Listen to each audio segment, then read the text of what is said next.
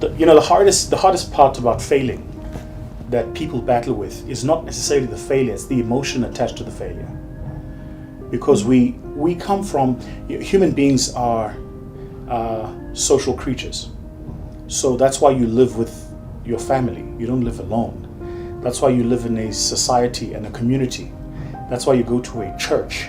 That's why you go to an office. And everywhere you go, when you get there are other human beings.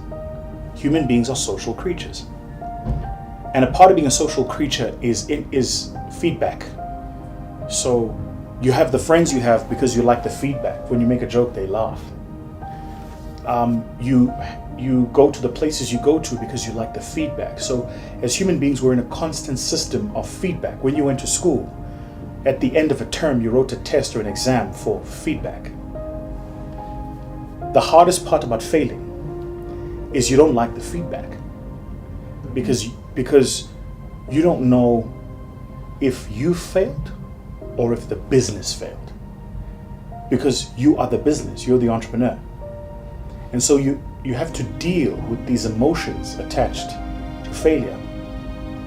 And then what happens is you start questioning yourself. You start asking questions like, am I really as good as I think I am? Like, am I really this good? Or has it just been my ego this whole time? And then you go back to the time when there was a guy in high school who told you you'd amount to nothing, or an ex-girlfriend or ex-boyfriend who told you that you would amount to nothing. And you go, maybe they were right.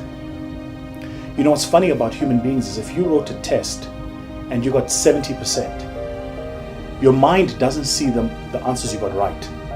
When you go through the exam paper after you get it back from your teacher, you look for the answers you got wrong. Because that's how we're wired as human beings.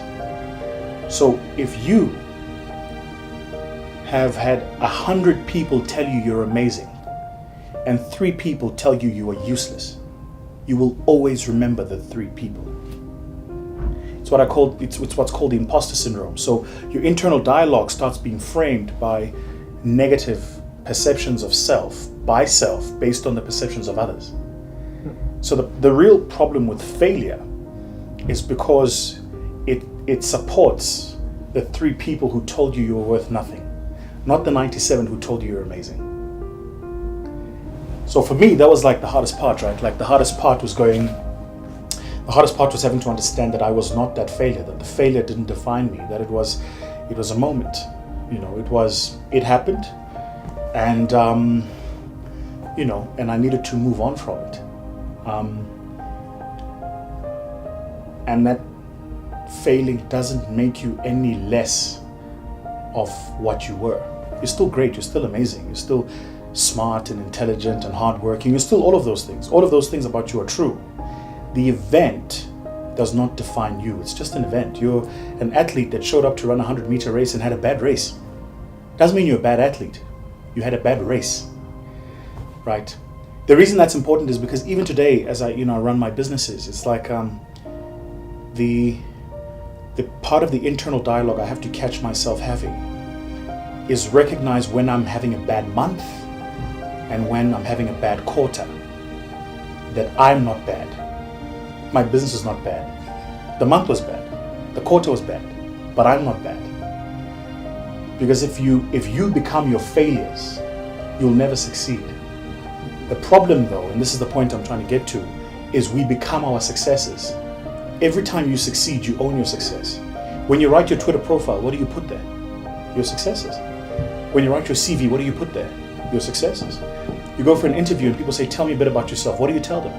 Your successes. Someone says, tell me about yourself. You tell them about your successes. Because you come from a society where the success is you. So when you fail, you go, this failure must be me. It's not. It's an event. There's a beautiful poem by Rudyard Kipling called If. And there's part of the poem where he says, it's my favorite part of the poem. He says, if you can meet victory and defeat and treat both imposters just the same, then you'll be a man. Because what he's saying is victory and defeat are both imposters. They are not you. They're events external of you. But you have to treat them just the same. Never let them define you. Don't let them move your core, It's like, what's funny about failing, I think, is you learn more from failing often than you do from succeeding.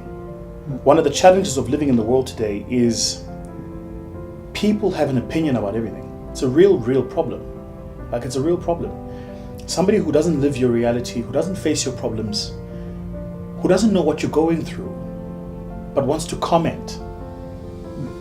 You know, I was trying to explain this to someone. I was like, if you were absent in my struggle, please don't be present in my success, but also don't be present in my failure. I get an only upset.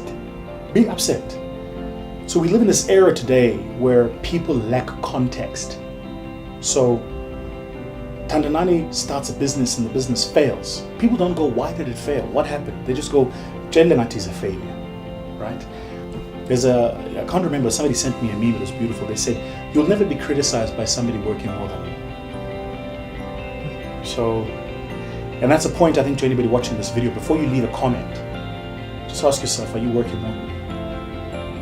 Because anybody can leave a comment. It's easy. You have an internet connection, you watch a video, you go and you comment. This guy talks too much.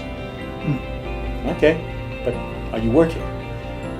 And, you know, at the end of it all, when they tally the work I've put in, the work you've put in, who's going to put in more work? For me, that's what's important. What's important is, did you put in the work? Did you do the hours? Did you give it the best you could? That's the stuff that matters. And so, even if your business is failing, I'm telling you now as an entrepreneur, the question you must be asking yourself is, am I putting in the work? Not, is the outcome right? Because the outcome is determined by the world.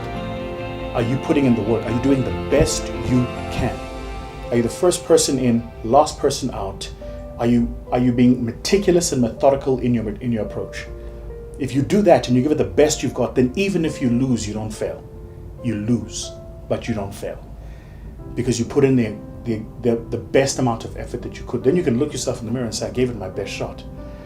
You know, it's a bit like, it's like being a championship boxer, getting in the ring and getting beaten by Mike Tyson. He's the greatest boxer of his generation. You did the best you could. You know, he was just better on the day. Anyway.